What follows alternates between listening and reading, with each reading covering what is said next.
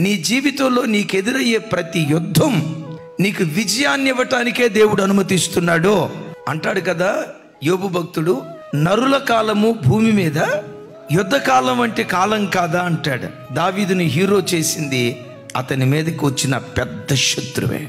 యోసేపును గొప్పవాడిగా నిలవబెట్టింది అతని మీదకి వచ్చిన శోధన పోతీఫర్ భార్యే. నేనంట నీ సాక్ష్యం ఎప్పుడు గొప్పగా ఉంటుందో తెలుసా?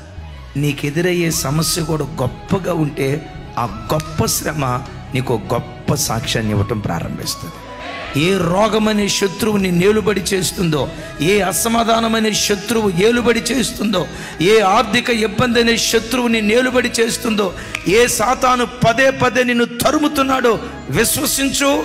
నిన్ను తరమాలని ప్రయత్నం చేస్తూ నీ మీద యుద్ధానికి వచ్చిన శత్రువులను ఒకానొక రోజు నీ పాదముల కింద నా దేవుడు అణుచును గాక.